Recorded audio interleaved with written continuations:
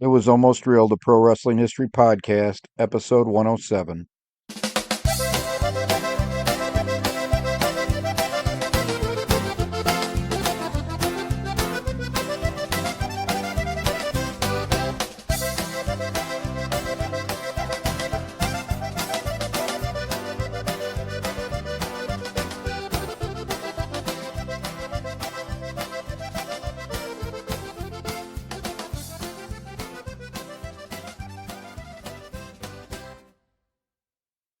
Hello, and welcome to this episode of It Was Almost Real, the Pro Wrestling History Podcast. My name is Ken Zimmerman Jr., and this is the podcast dedicated to the history of professional wrestling from the 1860s to 1930. And in this episode, I will be discussing the 1915 American Heavyweight Championship match between Joe Stecher and Charlie Cutler. But first, I wanted to talk about some of the progress I've made on the bonus content from the last episode about Santel. As I said in the past episode, I doubted the stories around Santel's trip to Japan before I discovered that he actually did take a trip to Japan in 1921. And I found one Associated Press article about the trip, which makes sense now to me because I actually found a scholarly article written about this in one of the journals on international sport. So this is an academic publication, but it goes into great depth on this time in 1921 that is referred to as the Santel incident. It had its origins probably 6 months before this trip when there were two Japanese immigrants that were friends with Santel and were involved in professional wrestling and other sporting ventures. He and his manager sent these two gentlemen to Japan to lay the groundwork for a tour where he would challenge judo black belts. And initially, Dr. Kano was not against the tournament. Over time, other black belts within the Kodokan thought it was a bad idea, talked Dr. Kano out of it. Santel did compete against a few third and fourth degree black belts, but that was only the initial event that occurred in March, and that's the one that the Associated Press article talked about. He did have the tour continued for about another 2 weeks because one of the judoka that had participated in the contest with Santel in Tokyo was demoted. The other judoka were of much lesser rank, and some I think were not even associated with the Kodokan. They may have been still holdouts in the jiu-jitsu ranks.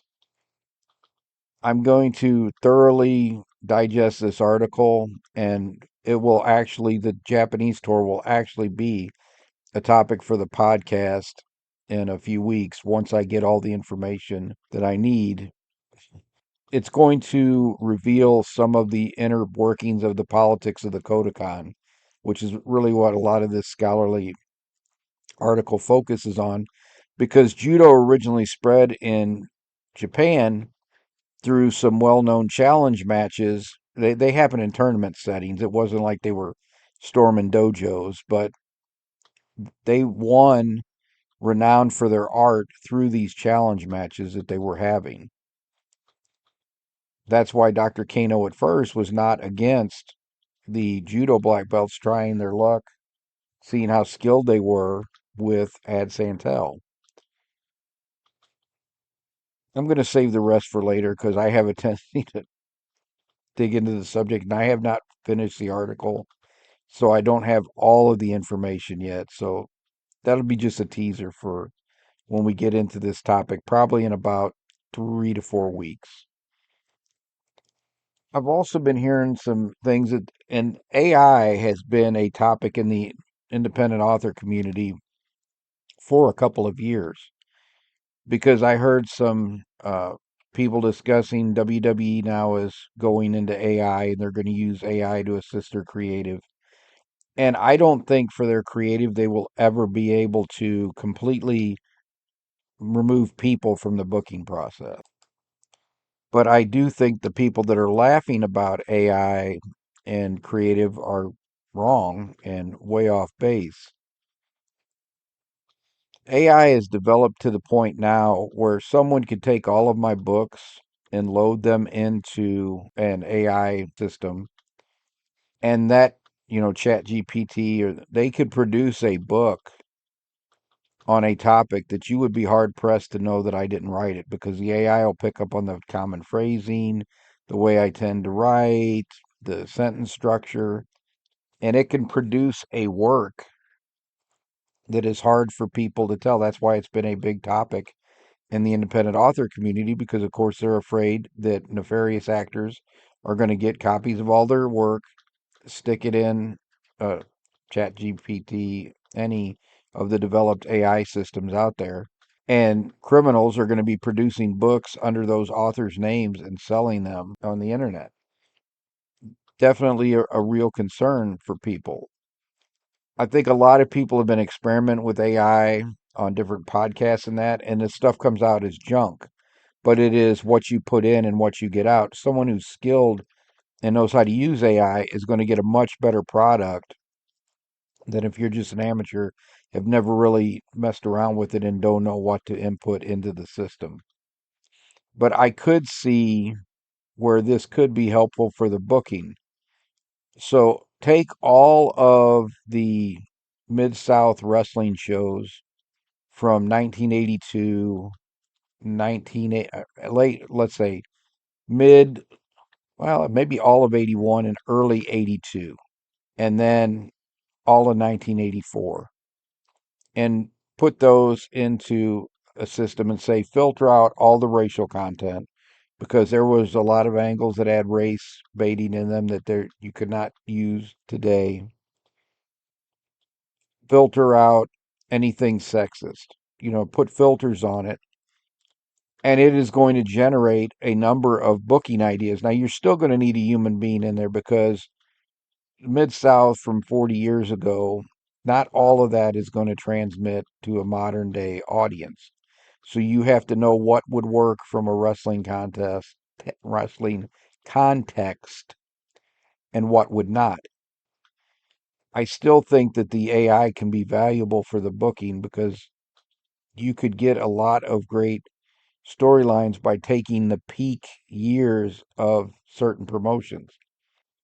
If you input the good stuff, go to Chicago in the 50s. That was as close to a national promotion as you're going to get before Vince went national. You can feed some of those things into computer, the AI. It will produce booking ideas for you, and then you just got to see what will work and what won't work. I don't think it can hurt. I just think it could help give them more ideas for creative, because they're getting a little bit stale with the whole factions things right now in WWE. And AEW's problem is they do too many ideas all at one time. They will have, three angles that were Mid South angles, but they were over a 6 month period, and they were in different feuds or angles or programs between wrestlers, where they're doing them all in one match. So with AEW, you have way too much going on, and with WWE, you don't have nearly enough going on. All right. So to jump into the history topic for this week, I wanted to talk about the Joe Stecker and Charlie Cutler American Heavyweight Wrestling Championship match in the summer of 1915. So 1915 was a pivotal year for professional wrestling, because 1914 not much had gone on, and 1913 not much had gone on. And the reason not much had gone on is because Frank Gotch, the recognized world heavyweight champion and the first big sports star, well, I can't say that. John L. Sullivan was probably the first big sports star, but the first big sports star in professional wrestling. Evan Strangler Lewis was definitely a draw, but he was also definitely a heel. Whereas Frank Gotch, even though he could wrestle dirty a lot of times, was a beloved figure in the American sports scene. He got a lot of leeway for some of his shenanigans because he was so popular. Well, in April 1913, he finally decides to retire. He had been talking about retiring since he had married his wife Gladys in early 1910, I believe it was. Gladys was never a big fan of Frank Gotch's wrestling career.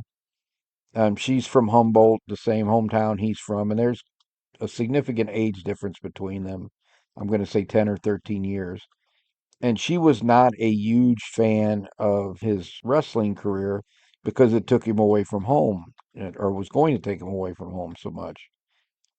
So Gotch actually retired the first time, the year they got married, but the lure of the money was just too much, and he wrestled a few matches in 1910. And then Emil Klank, his manager, was finally able to lure George Hackenschmidt back to the United States for a rematch of their 1908 World Championship match. And so he wrestled a fairly lengthy schedule in 1911, building up until that championship match with Hackenschmidt. 1912, he was pretty inactive, and in 1913, I think the only match he had that year was his final retirement match against George Lurich in April of 1913. And I'm doing this all off the top of my head. I think that match was in Kansas City, Missouri. So Gotch retires, and there's a vacuum in professional wrestling.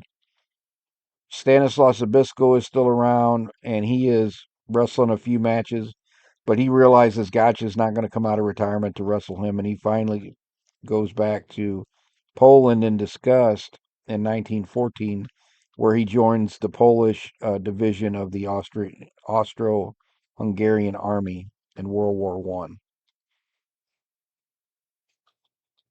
However, despite the fact that Gotch has retired, everybody continues to challenge him. And a new challenger emerges in 1915 by the name of Alex Aberg. So Sam Rockman, who had promoted professional wrestling in Germany, comes to the United States in 1915 because he sees an opportunity to establish Alex Aberg as the world champion in the United States. And he knows that if he's able to do that, that's going to lead to a lot of big money matches.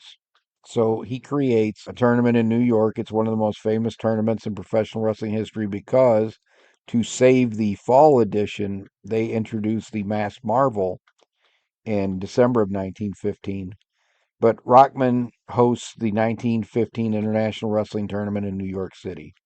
And this tournament's unique is because it is initially, for Aberg, it was always Greco Roman wrestling, but the tournament is initially conducted under Greco Roman wrestling rules, which had not been the dominant style of professional wrestling in the United States since the 1890s. Catch as catch can wrestling replaced Greco Roman wrestling as the dominant style of wrestling in the United States in the 1890s. And from then on, almost all the professional titles were contested under catch wrestling rules.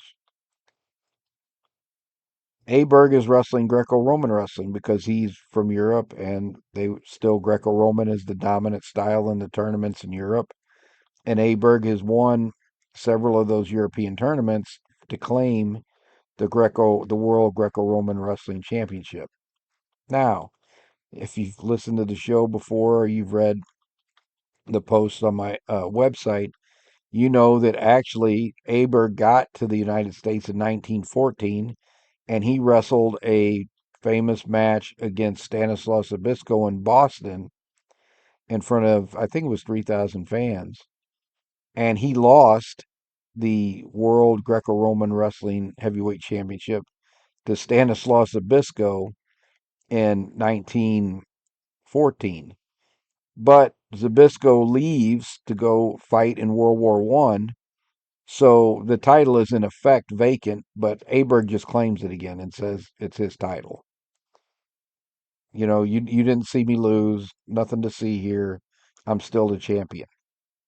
And he was a fantastic Greco-Roman wrestling or Greco-Roman wrestler. The only person that beat him in Greco-Roman wrestling during his entire time in the United States was Stanislav Zbyszko. He drew with Vladik and he beat Vladik in their two Greco-Roman wrestling matches.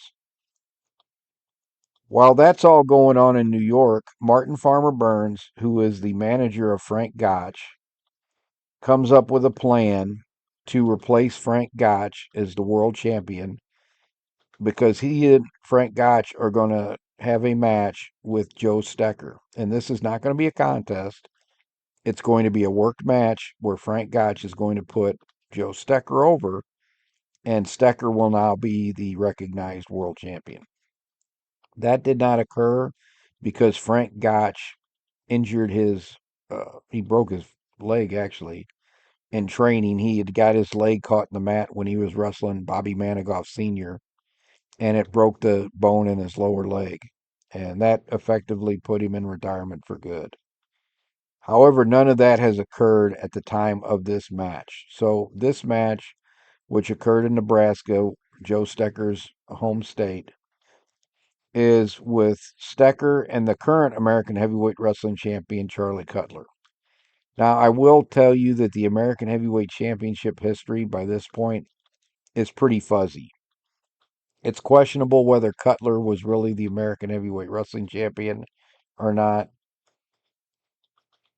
A number of people were claiming that over the years, but for the purpose of what they were trying to do, Cutler beat one of the claimants to the American Heavyweight Championship to set up this match with Joe Stecker.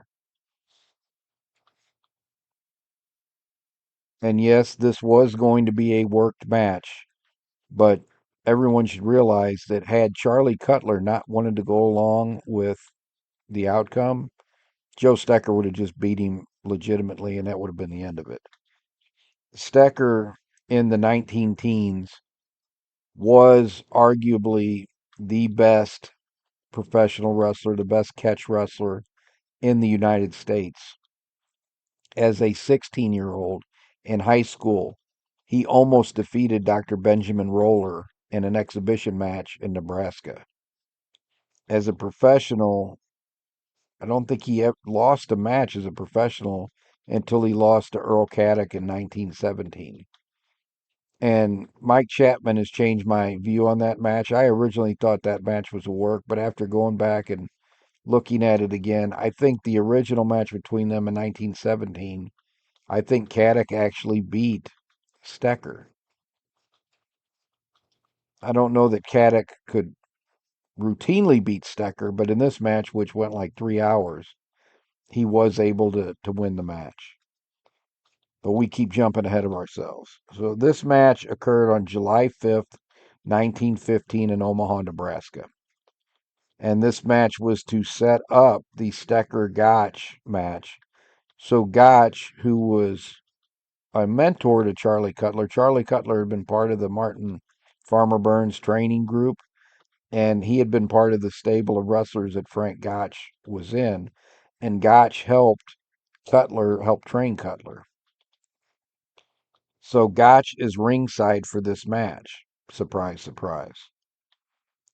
And to start the match off, oh, and I have to also mention that the referee is Ed Smith, the Chicago sports editor, who is a big fan of Frank Gotch and should never have been refereeing any of Frank Gotch's matches.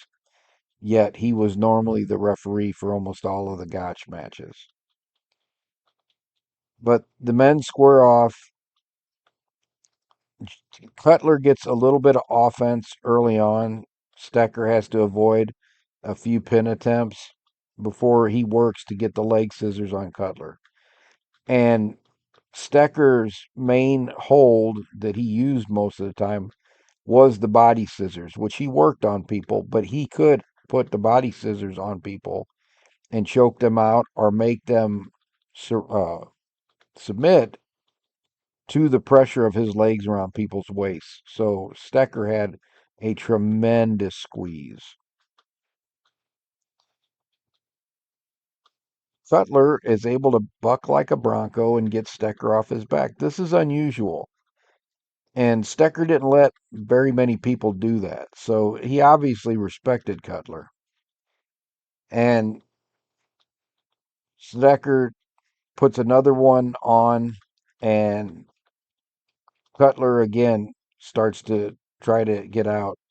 And this goes on for minutes. Finally, Stecker is able to squeeze Cutler to the point where Cutler rolls to his back and Stecker wins the first fall at 17 minutes and 3 seconds. And Stecker walks back to his corner while Cutler's seconds work on him for like 5 minutes to revive him in the ring. This is really unusual, so they're really trying to build Stecker as the successor for Gotch. And Stecker looks confident while they revive Cutler. The second fall begins after the 15 intermission, and Cutler actually gets Stecker in a half Nelson and bar hold. And it looks like he might actually get a pin. They're going to trade falls, but Stecker reverses it and escapes. And that was kind of the last gasp for Cutler. He just tried to hold Stecker off for 9 minutes. Eventually, Stecker gets the leg scissors on him again and takes him down to the mat. And after 10 minutes and 59 seconds of the second fall, Joe Stecker is the new American Heavyweight Wrestling Champion in 2 straight falls. My favorite part of this match, though, is after Stecker gets the second fall on Cutler, Cutler looks out from the ring at Frank Gotch and just shakes his head in bewilderment. And I thought that was such a great way to kind of build up that match between Stecker and Gotch. Like Cutler is looking at his mentor like, I don't know what you're going to do. This guy is a terror. But I thought it just set the match up beautifully. And even in the pioneer days, the wrestlers knew how to set up angles and knew how to make the matches mean more with just these little intricacies. It's just a little thing. He just looks out at his mentor and just shakes his head in bewilderment. And probably a lot of the fans didn't even pick up on that, but I guarantee you the newspaper reporters did because they reported it in a bunch of the newspapers.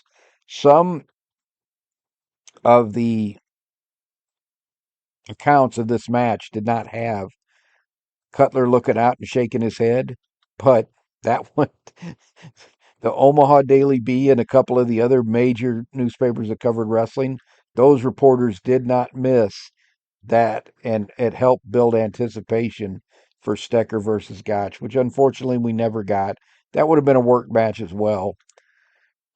The thing that was the thing that came out of this match, though, was that even though Stecker versus Gotch never happened, the American public started to accept Joe Stecker as the world champion anyway.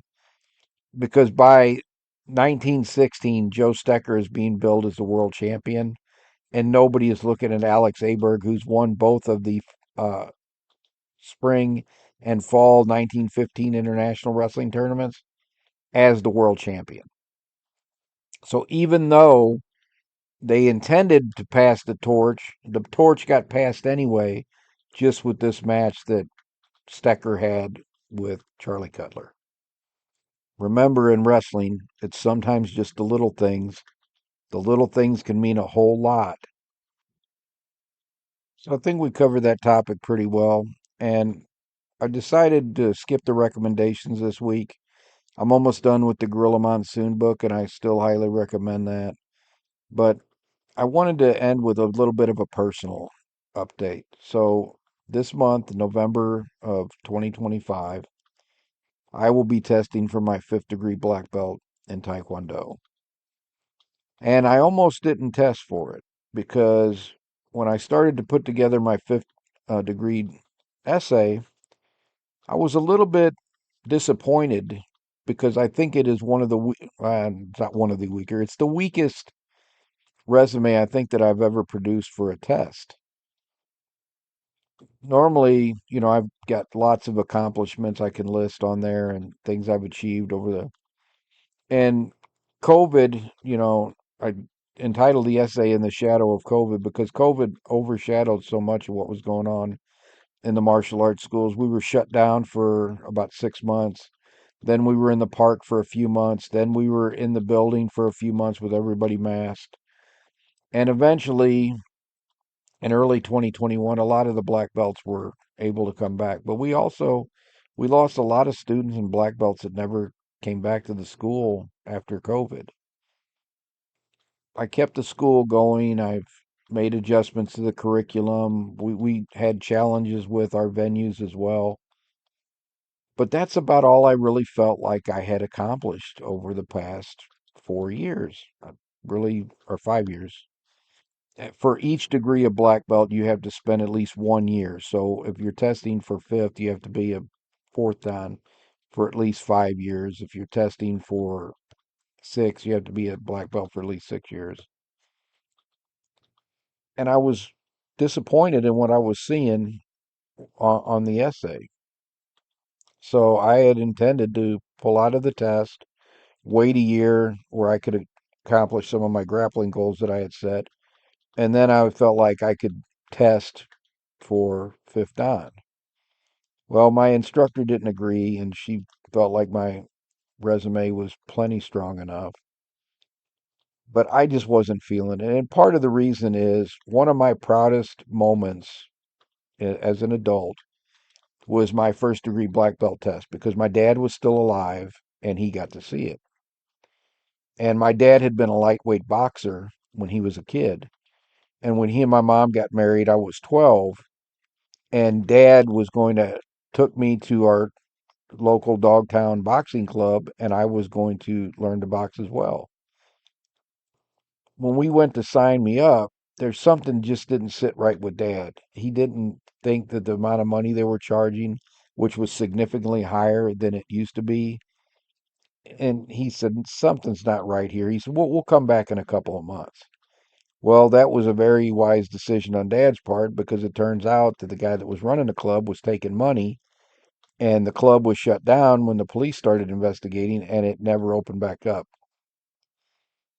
In my mid 20s, I get involved in martial arts, take a few years off after I got married, and then I go back seriously when my daughter is 6, and I test for my black belt, my first degree black belt, and my dad was able to be there, and he saw it, and it made quite an impression on him because my mom said that he bragged about it to his friends for a few weeks after, and that wasn't dad. Dad was not demonstrative. He was not one to toot his own horn, even about his kids. So I knew that it made an impression with dad. That's also the time. So my dad was a fantastic dancer. I got two left feet. I couldn't never master it, no matter how hard he tried to teach me. Well, he came to my black belt test and he sees me do 23 forms. And he said, "My boy, you have a mental block when it comes to dancing because," he said, "if you can do all of that, you can dance." So the test meant a lot to me. And the fact that every time I earned a black belt, I felt like I had earned it. I had done a lot. I had brought grappling into the school. I brought Goju Shori weapons, which is based on the cane. I brought so much material and curriculum into the program. I always felt like I deserved every one of those promotions. This was the first one when I was like, is this strong enough to be a fifth dan? So I definitely had questions, but Pat disagreed. And then I ran it by one of the people I work with, who is probably the smartest human being I have ever met. It's not even really close. And she was also of the opinion, go ahead and test. So I did decide I am going to go ahead and test, and hopefully in a couple of weeks I'll be able to announce that yes, I am a fifth degree black belt. Every time I take one of these black belt tests, another reason it's really important to me, besides the obvious combat sports connection with my dad, is this could be my last test because when Pat retires, I'm not going under any other master. Whatever black belt rank I hold when she retires, that's the black belt rank I'm going to hold. If Pat would retire before I'm able to test for sixth, this would be my last promotion. There's other people we could go to in both the organization that we're affiliated with. I don't think it would be right for me to test under any other person other than Pat. I think that's going to be it for this week's episode. I am going to get the boys back on, but it's not going to be a regular thing. We had talked about doing it once a month, and that would be nice, but it is not always easy coordinating all our schedules. So it'll primarily still be me talking history, and occasionally I'll bring them in, particularly if we do a review show. It's I like having them on for those because they are not wrestling fans. They didn't watch it growing up because I wouldn't let them. There's too much violence against women and things I didn't want them to see and think it was okay. So they're not wrestling fans. They watched a little bit of MMA growing up. So they do have that, and they're both martial artists. They have that in their background. And most of the listeners have told me they like to listen to them because they bring a different perspective to things. And because of the generational difference, they also bring a unique perspective on some of the other things we discuss as well. If I have a chance to go in depth on the article, we'll talk about Aunt Santel's 1921 trip to Japan next week, but it could be something else. So tune in, find out what we're going to talk about next week. And until then, take care, everybody. Bye bye.